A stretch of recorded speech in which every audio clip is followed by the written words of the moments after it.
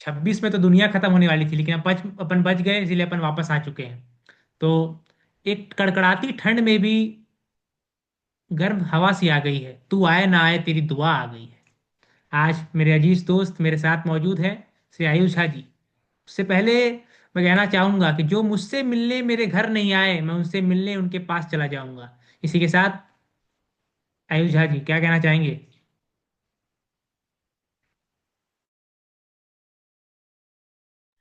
सिर्फ साथ बदलता है, हम नहीं बदलते। तो मैं और आदित्य फिर से आ गए हैं आपके सामने कुछ गुफ्तगू करने, कुछ कैजुअली टॉक करने। ऐसा तो है नहीं कि आज कुछ स्क्रिप्ट तैयार किया गया है। बस इसका कॉल आया, बोला गया कि एक कुछ रिकॉर्ड करते हैं, तो मैंने भी कहा आ जाते हैं। तो वैसे भी नया साल आ गया है, तो एक शायरी से मैं आगाज करना चाहूंगा कि जो दौर से पहले आ गया हूं मैं जहाँ, रिवायतों से मेरे इत्तलाफ बनता है। मैं तेरे वास्ते लड़ता रहा दुनिया से, तेरा बयां ही मेरे खिलाफ बनता है। तो सिर्फ साल बदला दोस्तों, सवाल नहीं बदले देश के, हमारे और आपके। तो तो बात बात देश की करेंगे, जो हमारा फेवरेट टॉपिक है, पॉलिटिकल किस्सों की पहले करेंगे। वाह वाह वाह, दिल वाह, छू दिल लिया, छू दिल लिया, छू दिल लिया। छू लिया। तो देश की बातें करेंगे, देश के किस्सों की बातें करेंगे, देश की आइडियल, थोड़ा वर्ल्ड आइडियोलॉजिकल की बातें भी करेंगे। आज थोड़ा इंटेंस मूड है टॉक करने का। रात के कितने बज गए हैं? 12:30 हो रहे हैं। तो बात वही है कि क्या डेमोक्रेसी सिर्फ स्पीचेस तक है? क्या नेशनलिज्म सिर्फ स्लोगन्स तक है? क्या आप देश का फ्यूचर डिसाइड करे तो करे कौन, डायनेस्टी, डेटा, या फिर देश का यूथ? तो उसी पे चर्चा करने दो यूथ आ गए हैं, नॉट सो यूथ बट ठीक है। तो आदित्य, आज के टॉपिक क्या होगा यार? चालू किस टॉपिक से करेंगे? टॉपिक कुछ भी हो, लेकिन मुझे तो ऐसा लग रहा है मैं गलत जनरेशन में पैदा हो गया हूँ, इसलिए मैं 90s में चला गया था पिछले 1 महीने से, और 90s में जाके अपने आप को सोच ढूंढ रहा था मैं कहाँ फिट बैठता हूँ। ये जनरेशन मेरे बस की नहीं है लग रहा है मुझे। 90s में मुझे एक बढ़िया आदमी मिल गया, फ्रांसिस फेबुलियाको, आई थिंक, अगर माई प्रोनाउंसिएशन इज राइट और नॉट। तो उनकी एक किताब है, the Mankind of history and the history. उसमें उन्होंने एक थीसिस लिखी, थीसिस 90s में। उन्होंने कहा कि आइडियोलॉजिकल जो बैटल है पूरी दुनिया में, वो कोल्ड वॉर के बाद खत्म हो जाएगी। जो भी लड़ाइयाँ होंगी वो रिलीजियस सेंटिमेंट के आधार पर होंगी, लोग बटेंगे तो धर्म के आधार पर बटेंगे, लड़ाइयाँ होंगी। और जो आइडियोलॉजिकल बैटल है, आइडियोलॉजिकल बैटल मीन्स आप कह सकते हैं कम्युनलिज्म वर्सेस कैपिटलिज्म, या फिर डेमोक्रेसी वर्सेस ब्यूरोक्रेसी, जो भी, तो वो खत्म हो जाएगी। और वर्तमान में जो मैं पढ़ता हूँ उसमें जितनी भी मेरी समझ है, ये मुझे दिख रहा है कहीं ना कहीं। एक और मैंने थीसिस पढ़ी 90s की, कि कहा कि भविष्य में जब लिबरलाइजेशन का दौर आएगा, ग्लोबलाइजेशन होंगे, लोग फैलेंगे पूरे दुनिया में, केवल भारत में ही नहीं, तो कहीं ना कहीं जो ड्यूओपोली है या मोनोपोली है किसी एक व्यक्ति विशेष की, वो पूरी तरीके से हावी होने वाली है दुनिया की। मुझे पता नहीं, भारत में पूरी तरीके से मुझे हावी होते हुए दिख रही है। वर्तमान की जो स्थिति है हमारे देश में, केवल इकोनॉमिक वे में नहीं, केवल सोशल वे में नहीं, अगर पॉलिटिकल वे में भी अगर मैं बात करूं, तो हमारे पास केवल दो पॉलिटिकल पार्टियां हैं, बीजेपी और कांग्रेस। और उसके अलावा हमारे पास कोई चॉइस नहीं। अभी हमने देखा है इंडिगो क्राइसिस हुआ, लोग मरते रहे। 80% शेयर एयरलाइंस का इंडिगो के पास था। एयर इंडिया को भी टाटा ने हाल ही में कुछ दिन पहले खरीदा। उसके बाद दो एयरलाइंस है। अगर कैपिटलिस्ट की बात करें तो दुनिया भर के कैपिटलिस्ट एक तरफ, अदानी भैया अंबानी भैया एक तरफ। तो कहीं ना कहीं अब मैं थोड़ा सोचता हूँ, तो जैसे कि 3-4 बजे आज मैंने सोचा, रात को कल ब्लिंकिट से ऑर्डर किया, इंस्टामार्ट में 10 मिनट में इंस्टेंट डिलीवरी हो गई। भैया मैंने बोला कि ये आत्मनिर्भर भारत है या पूंजीवादियों की गुलामी है? 10 मिनट में आपको डिलीवरी होम देना है। कहीं ना कहीं मुझे एक विचित्र सी स्थिति देश में, मौजूदा स्थिति में लग रही है। बाकी मैं आपके ऊपर रखता हूँ, आप क्या कहना चाहेंगे नए साल के अवसर पर? काफी कुछ कह दिया एक ही लाइन में आपने तो, लेकिन प्रोनाउंसिएशन तो गलत था आपका। जो आपने कहा जा रहा था वो फ्रांसिस फुकुयामा है, जो फ्रांसिस लिबरल भाई से आइडियलिज्म। स्वर्ग में स्वर्ग में हमारी हमारी माफी भेज माफी भेज दीजिए, दीजिए। फ्रांसिस फुकुयामा उनका नाम था। हाँ, तो फ्रांसिस सुकुयामा, फुकुयामा, सुकुयामा नहीं, फुकुयामा जो थे, वो लिबरल आइडियलिज्म आइडियलिज्म के ऊपर बेसिस पे एक थ्योरी लिखे थे। 90s के अराउंड, 1995 के अराउंड ही लिखे थे वो थ्योरी। उनका थ्योरी ये कहना था कि ह्यूमन जो कॉन्शियसनेस है, ह्यूमन जो आइडियोलॉजी, ह्यूमन जो भी सोच सकते हैं, वो लिबरल डेमोक्रेसी के आगे सोचते ही नहीं है। मतलब सोचते ही नहीं है। वही मेरे को उनका कहना था, वही एक फाइनल स्टेज है किसी भी ह्यूमन इवोल्यूशन का। ह्यूमन कहाँ तक सोच सकते हैं, कहाँ तक बेटर प्लेस बना सकते हैं, क्योंकि लिबरल डेमोक्रेसी से ज्यादा अच्छा फॉर्म ऑफ गवर्नेंस अभी तक और शायद उनके हिसाब से आगे भी नहीं आएगा। तो बात उनकी ऐसे थी कि जब इससे बेहतर कुछ आ ही नहीं सकता तो आइडियोलॉजिकली फाइट्स किस पे होंगी, होंगी ही नहीं, क्योंकि आइडियोलॉजिकल तो आप मान लिए हैं कि लिबरल डेमोक्रेसी सबसे बेस्ट फॉर्म ऑफ आइडियोलॉजी है, सबसे बेस्ट फॉर्म ऑफ गवर्नेंस है। तो उसके ऊपर जो वॉर हो रही थी 1990s तक, जहां पर कम्युनिज्म और जो अमेरिका का कैपिटलिज्म डेमोक्रेसी जो था उसके बीच में लड़ाइयाँ हो रही थी, वो तो सिरे से नकार दिया गया है सारी दुनिया की तरह। सारी दुनिया ने ये बात एक्सेप्ट कर ली है कि liberal democracy is the best form of governance. तो उनका कहना था जो अब, लेकिन वॉर, वॉर ऐसा चीज है, ह्यूमन के जो नेचर होता है जब इंसान पैदा ही लेता है तो वॉर के लिए ही पैदा लेता है एट द एंड। वो वॉर को हटाना या फिर निकाल देना या फिर उसको अवॉइड करना है, मैं मानता हूँ असंभव चीज है, क्योंकि ये ह्यूमन नेचर ही है to do war, to do destruction. इंसान खुश ही नहीं रह सकता। तो हाँ, अब जो वॉर होगी, जब आइडियोलॉजिकल बेस्ड वॉर नहीं होती तो किसके बेस पे वॉर होगी? तब होता है रिलीजियस बेस पे वॉर। मैं इसको रिलीजियस वे पे मैं बोलना नहीं चाहूंगा, क्योंकि उसके पीछे मेरा दो रीजन है। और शायद वो फ्रांसिस ने भी उसको शायद इस तरीके से नहीं कहा था रिलीजियस। उनका कहना था कि जो वॉर होगी वो होगी क्या बोलते हैं, कंजर्वेटिव और लिबरल्स के बीच में। लिबरल्स में कौन आ गए? आपकी क्रिश्चियनिटी। मेरे को आज भी लगता है और मैं इस बात पे अटूट विश्वास करता हूँ कि Christianity is the best liberal religion in the world. Hinduism को मैं इसलिए नहीं मानता क्योंकि हिंदुइज्म जो फॉलो करते हैं वो, हिंदुइज्म अपने इट सेल्फ में बहुत लिबरल है, बट उसके जो फॉलोअर्स हैं वो उस खुद में उतने लिबरल नहीं है जितने क्रिश्चियनिटी में। तो जो अब लड़ाइयाँ होंगी वो कंजर्वेटिव वर्सेस लिबरल में होंगी। लिबरल में अगर आपको किसी को भी धर्म को रखना है तो क्रिश्चियनिटी रख लीजिए, और कंजर्वेटिव में आपको, मेरे को सबको पता है सबसे रिजिड फॉर्म ऑफ रिलीजन इस्लाम है। और मेरे को लगता है वो कहीं ना कहीं आपको दिखता होगा, यूरोप में एंटी इस्लाम, अमेरिका में एंटी इस्लाम, मैक्सिमम जगह जो है बस क्रिश्चियनिटी थोड़ी ठीक ठाक मेजोरिटी में है, या फिर दो ड्यूओपॉली में, जैसा आप बता रहे थे ड्यूओपॉली हो जाती है तो दो क्रिश्चियनिटी और इस्लाम है। तो एंटी इस्लाम जो नैरेटिव है वो काफी अच्छा खासा स्प्रेड हो चुका है। वो आप उसको नैरेटिव बोल दीजिए या फिर वो ह्यूमन कॉन्शियसनेस, ह्यूमन के नेचर में ही है किसी को दुश्मन दिखा के एकत्रित करना।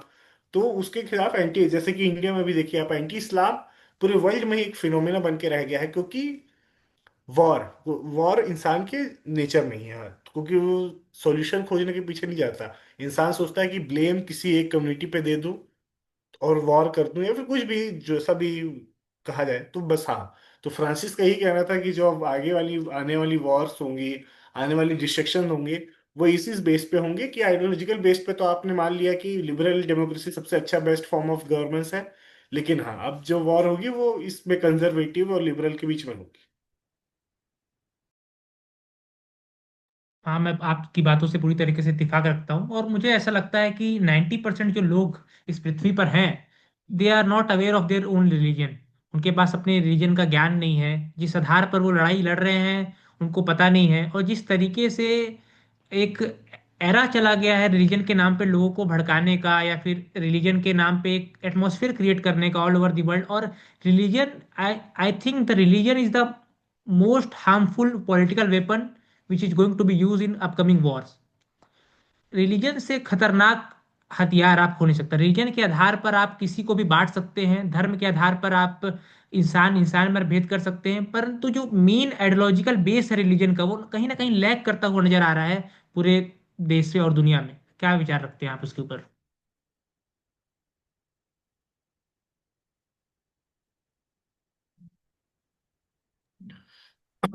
हाँ, बिल्कुल सही बात है, रिलीजन काफी हार्मफुल होता है। क्यों? तो उसके दो रीजंस हैं।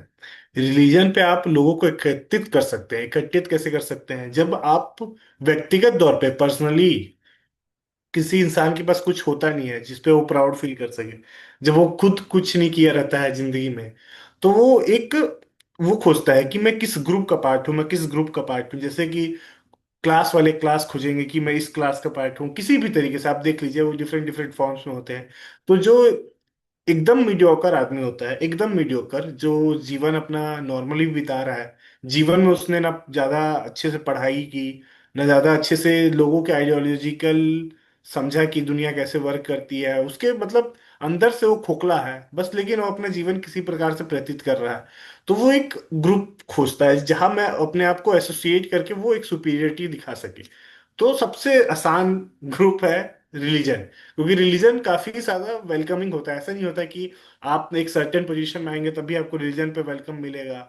नहीं, आप फिर रिलीजन आपको बुला लेता है कि आप जाइए। तो आप हिंदू होने पे प्राउड करने लग जाते हो, आप मुस्लिम होने पे प्राउड करने लग जाते हो, और आप डिवाइड करते हो तो आप ब्राह्मण होने पे प्राउड कर लेते हो, आप किसी एक पर्टिकुलर कास्ट होने पे प्राउड करते हो।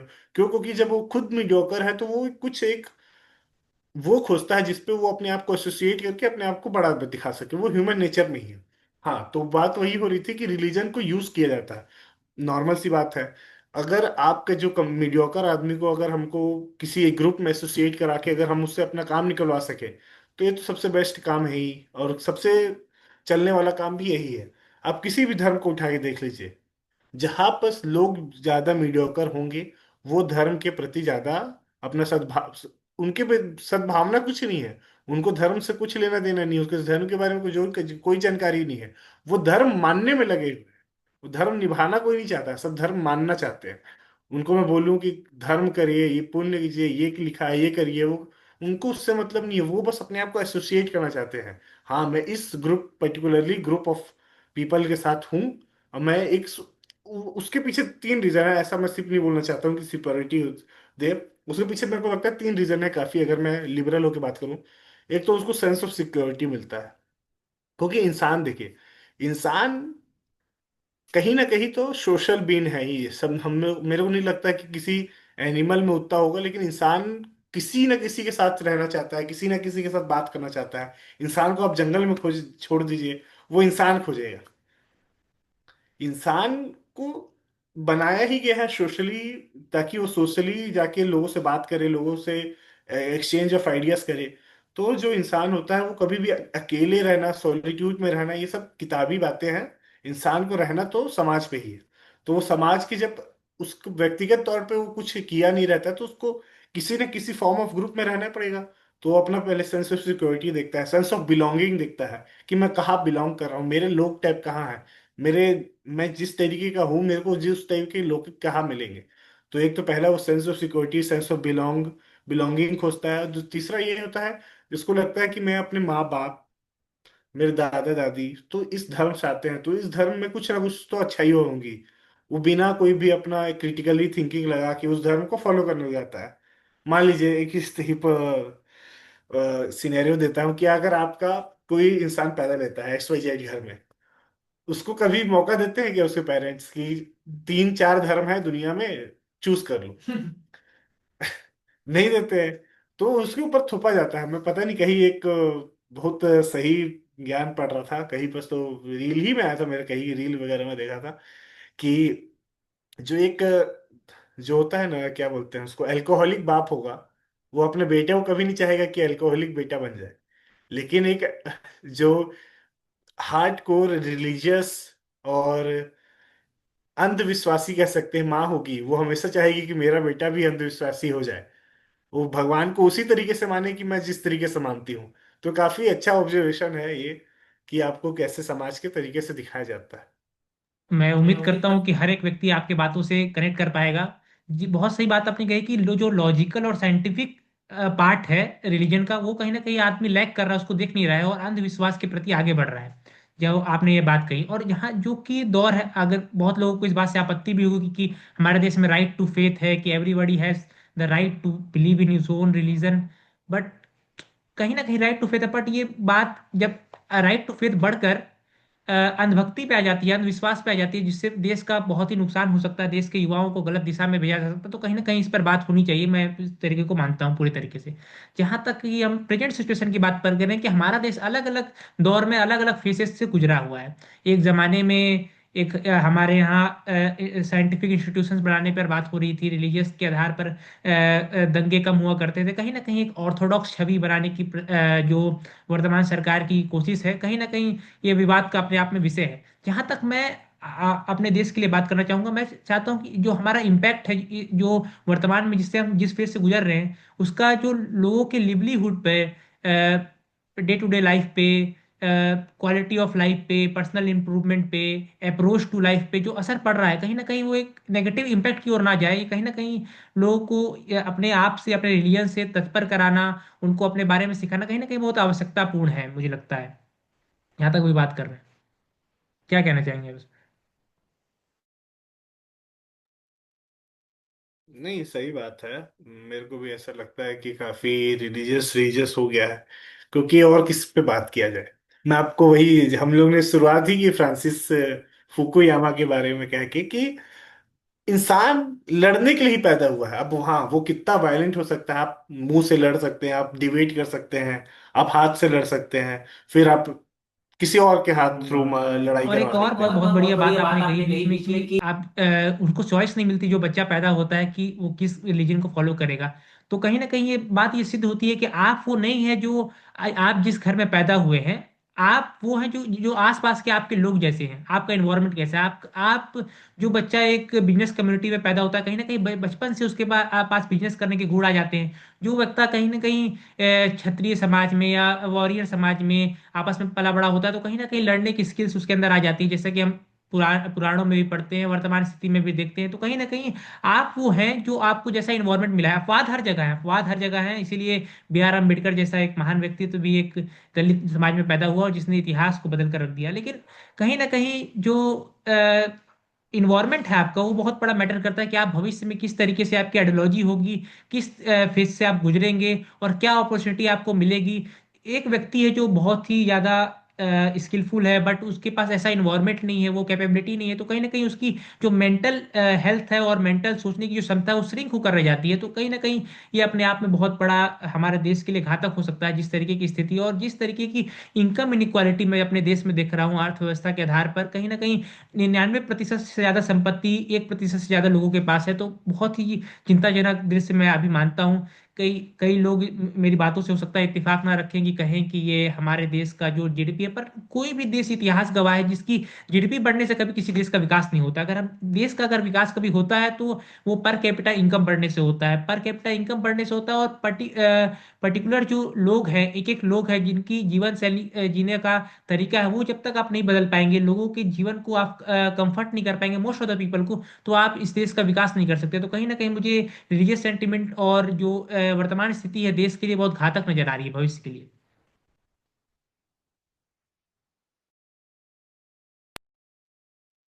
नहीं, सही बात है। आपने इकोनॉमी की बात करते हैं तो मेरा तो, मैं ऐसे भी काफी इकोनॉमी में इंटरेस्ट रखता हूँ, तो मेरे को तो पता ही है कि इकोनॉमी हालत हमारे देश की कैसी है।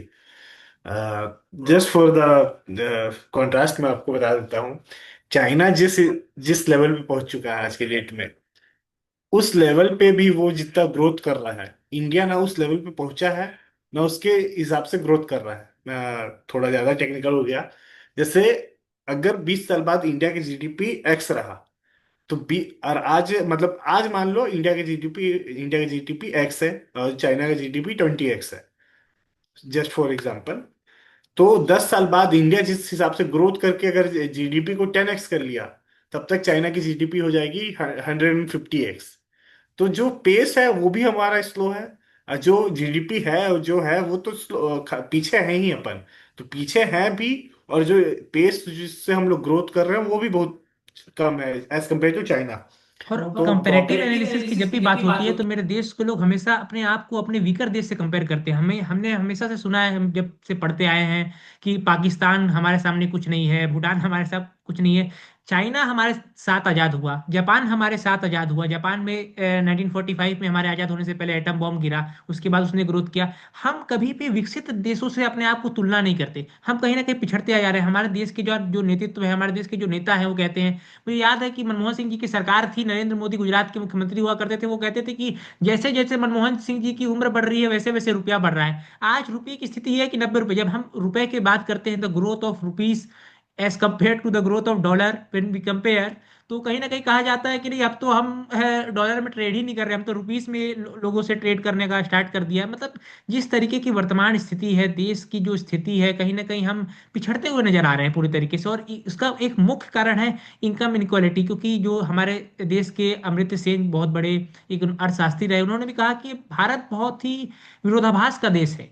जहाँ एक तरफ ऐसे ऐसे जिले हैं जहां तक आज तक आजादी के 75 साल बाद भी बिजली पानी सड़क नहीं पहुंच पाई। दूसरी ओर ऐसे ऐसे एक दो व्यक्ति इस देश में मौजूद है जिनके पास पूरे देश का 90% हिस्सा कैप्चर करने की का पैसा है। तो कहीं ना कहीं इनकम इनइक्वालिटी, मैं बार बार इस बात को दोहरा रहा हूँ कि बहुत बड़ा रोड़ा है भारत के विकास में। और फिर वो आइडियोलॉजिकल को याद दिलाता है, उस आइडियोलॉजी को याद दिलाता है जहाँ सब बराबर है। एक लेफ्ट की आइडियोलॉजी लेफ्ट भले ही पॉलिटिकल वे में पूरे तरीके से देश से समाप्त हो चुकी हुई, लेकिन कहीं ना कहीं जब हम लोगों से मिलते हैं, लोगों से संपर्क में आते हैं, बात करते हैं, तो ये हमें एहसास होता है कि लेफ्ट की जो आइडियोलॉजी है कहीं ना कहीं आज भी हमारे देश में मौजूद है, आज भी हमारे देश में जिंदा है। लोग समानता चाहते हैं, लोग चाहते हैं कि इक्वल डिस्ट्रीब्यूशन ऑफ पावर हो, इक्वल डिस्ट्रीब्यूशन ऑफ मनी हो, हर व्यक्ति को बराबर का अधिकार मिले। चाहे वो एक संस्थान का, एक बहुत बड़े इंस्टीट्यूशन का कुलपति हो, या उस इंस्टीट्यूशन में सफाई कर्मचारी हो, स्वीपर हो,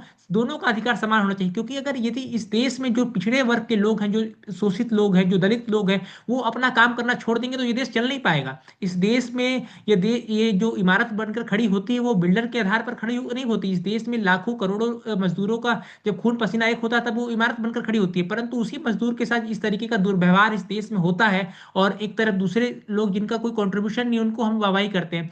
रोड कंस्ट्रक्शन होता है, उन मजदूरों को कोई नहीं पूछता, परंतु जो रोड का मिनिस्टर का मंत्री है उसको लोग वाह वाह करते हैं। हम इसके खिलाफ नहीं है कि उन मंत्रियों का स्वागत नहीं होना चाहिए, उन मंत्रियों का आभार नहीं होना चाहिए, परंतु जिस तरीके से लोगों के मन में एक अलग से एक मेंटल इलनेस, मैं मानूंगा, एक तरीके से फैला दी गई है, जहां तक जो equal distribution of money and wealth का जो आइडियोलॉजी है खत्म करके हम बात करते हैं कि हम जॉब सीकिंग इकोनॉमी नहीं, जॉब प्रोवाइडिंग इकोनॉमी बनाएंगे। परंतु आज पूरी तरीके से जो इंस्टीट्यूशंस हैं, हमारे पावरफुल इंस्टीट्यूशंस हैं, स्कूल्स हैं, कॉलेजेस हैं, उनमें आपको केवल ये सिखाया जा रहा है कि कैसे आपको पढ़ाई करने के बाद 9 to 5 की जॉब करना है। यहाँ पे एंटरप्रेन्योरशिप की बात है, स्टार्टअप्स की बात है, भले वो स्टार्टअप कितने भी हमारे पिछले कुछ वर्षों में हुए हों, पर मोस्ट ऑफ द पॉपुलेशन हमारी जॉब सीकिंग की तरफ जा रही है। और इसीलिए कारण है कि हम दुनिया के सबसे बड़े ऐसे देश है जहाँ अनएम्प्लॉयमेंट सबसे ज़्यादा है, और जहाँ जो हमारे पास लेबर्स हैं उनके पास भी स्किल नहीं है। अनस्किल्ड लेबर्स में हम सबसे बड़ा देश है। हमारे लोग जाकर दूसरे राज्य में, अरबिक कंट्रीज में काम करते हैं, और चंद पैसों के लिए हमारा देश पूरी तरह बर्बाद होता जा रहा है। कहाँ तक आप इस आइडियोलॉजी को सही मानते हैं?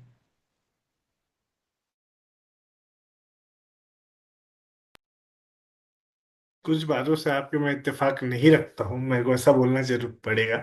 क्योंकि हम अपने आप को कंपेयर, सही बात है चाइना से, मतलब हमको चाइना से कंपेयर करना चाहिए, बट हम अपने आप को कंपेयर पाकिस्तान से, उन लोगों से नहीं करना चाहिए। बट हमको अपने आप को चाइना से भी कंपेयर नहीं करना चाहिए। उसका मैं दो रीजन दूंगा। क्योंकि चाइना हमसे हमेशा आगे था।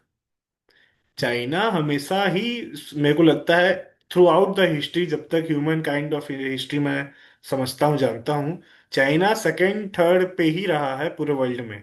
जब भी पैसे के मामले में आए बात, जैसे कि उसके लिए आपको मैं एग्जांपल दे सकता हूँ कि चाइना के जो ट्रेडर्स थे, वो आज से नहीं, वो हजारों साल से ट्रेडिंग करते हुए आए हैं। जैसे हम लोग बोलते हैं गुजराती बहुत ट्रेडिंग कम्युनिटी है, तो चाइना बहुत बड़ा ट्रेडिंग कम्युनिटी पहले से था, जिंग डायनेस्टी के समय से ही था। सिल्क रोड चाइना चाइना के द्वारा बनाया गया था। ऐसा कोई कंट्री नहीं। आप अमेरिका उठा के देख लीजिए, आप ब्रिटेन उठा के देख लीजिए, आप इंडिया उठा के देख लीजिए, चाहे चाइना टाउन नामक किसी भी बड़े शहर में कहीं ना कहीं एरिया में आपको चाइना टाउन मिल जाएगा। क्यों? क्योंकि उन्होंने हमेशा से ट्रेडिंग किया, टी का ट्रेडिंग किया, सिल्क का ट्रेडिंग किया, वुल का ट्रेडिंग किया। तो ट्रेडर्स तो हमेशा से थे, वो व्यापारी, वो समाज तो हमेशा से था, बिजनेसमैन समाज तो हमेशा से था। Construction based, raw material based, तो वो हमेशा से था। और उसके पास उसी हिसाब से वो लोग ट्रेडिंग करते थे। वो भले ओपियम वॉर में चाइना को हरा दिया गया, वो अलग मैटर है, बट स्टिल वो काफी हद तक उस एरिया को, इकोनॉमी को अपना चला ही रहे थे खुद ना खुद हिसाब से। मेरे को आई गेस याद नहीं होगा, 1912 में ओपियम वॉर हुआ होगा तो। हाँ, तो तीसरा पॉइंट मैं ये बोलना चाहता हूँ, चाइना का तो ग्रोथ एक्सेप्शनली गुड है और बहुत अच्छा है, और चलिए ठीक है। बट हम जिस पेस में हमको ग्रो करना चाहिए, ऐसा नहीं है कि इंडिया में ग्रोथ नहीं है। आप जहां जहां आपने कहा लेफ्ट की आइडियोलॉजी जहां इंडिया में है, वो स्टेट अकेले उठा के, आप केरला उठा के देख लीजिएगा। मैं आपको ऑन रिकॉर्ड बता रहा हूँ, ये आपको कहीं फैक्ट नहीं पता चलेगा। केरला जिस हिसाब से, जिस पेस में ग्रो किया था, जिस पेस में ग्रोथ करता है, वो एक चाइना के जो प्रोविंस है उसके हिसाब से ही ग्रो कर रहा है। तमिलनाडु जैसा ग्रो कर रहा है, जिस पेस में ग्रो कर रहा है, चाइना का स्टेट प्रोविंस वो भी उसी स्टेट में ग्रो कर रहा है। तो आप देख लीजिए वहां कौन दोनों पार्टी कहा, मतलब केरला में तो लेफ्ट ही है, और तमिलनाडु। जब ये दो स्टेट अच्छा परफॉर्म कर सकते हैं तो बाकी के स्टेट्स क्यों परफॉर्म नहीं कर पा रहे? जबकि सरकार सेंटर गवर्नमेंट इनकी है। मतलब मोस्टली आपको भी पता है, हमको भी पता है कितना बायसेस ने रहता है नॉर्थ और साउथ के बीच में। साउथ कितना पैसा देता है, उसको एक्सपेक्ट पे कितना पैसा मिलता है आपको भी पता है। मान लीजिए अगर साउथ 10 रुपए दे रहा है, मतलब केरला 100 रुपए दे रहा है, तो उसको सेंटर की तरफ से मात्र मात्र 40 रुपए ही मिलेगा। ये आपको भी पता है, मेरे को भी पता है। उसके बावजूद तो उस स्पेस में ग्रोथ कर रहा है, तो बाकी स्टेट्स क्यों नहीं ग्रोथ कर पा रहे हैं? जबकि आप अपने आप को बहुत बड़े राइट विंग डबल इंजन की सरकार, तो ये तो वो बोल रहे हैं, लेकिन उससे क्या फर्क पड़ता है? आपको भी पता है असलियत क्या है, मेरे को भी पता है असलियत क्या है। तो जब ये दो स्टेट अच्छा परफॉर्म कर सकते हैं तो बाकी के स्टेट्स क्यों नहीं परफॉर्म कर सकते? हाँ बिल्कुल, चाइना की आपने बात की। फाहिन जो एक चाइनीज ट्रैवलर थे, उनकी किताबें में पढ़े तो भारत की समृद्धि की गाथा उन्होंने बहुत ही स्वर्णिम अक्षरों से लिखी है। परंतु कहीं ना कहीं हम प्रोस्पेरिटी के आधार पर, धन लक्ष्मी के आधार पर पिछड़ते चले गए। अपने अपने जो हमारा जो प्लस पॉइंट थे, जो हमारा स्ट्रॉन्ग था पार्ट था, उसको कहीं ना कहीं हमने फेल किया। वरना भारत कहीं ना कहीं सच में अपने आप में एक सोने की चिड़िया थी। अगर वर्तमान स्थिति की, अगर आप पॉलिटिकल स्थिति की बात करें, तो बिल्कुल सही ने कहा आपने। एक विजन दिया जाता है देश की संसद में कि हम 2047 में एक विकसित भारत को देख रहे हैं, परंतु जो उसका रोड मैप है, उस रोड मैप पे कोई चर्चा नहीं करता। उस रोड मैप पे वो भूल गए। एक बार कहा गया था कि अ, जी आप कुछ कहना चाहेंगे? 2047 का जब जिक्र आता है तो मेरे लिए ये बहुत बड़ा हॉक्स है। मैं इस जब भी मैं कोई बोलता है 2047 में हम लोग ये हो जाएंगे वो हो जाएंगे, मैंने आपको 5 साल के लिए चुना है सरकार। आप कहाँ 2047 का बात कर रहे हो? आप मेरे को बता रहे हो 2027 में क्या होगा? आप 2047 की क्यों बात करते हो? मुझे राहुल गांधी जी का संसद में दिया हुआ बयान याद आता है। ये मेक इन इंडिया का बब्बर शेर तैयार किया और मेक इन इंडिया के नाम पर असेंबल इन इंडिया चालू किया। मतलब असेंबल इन इंडिया ही तो मेक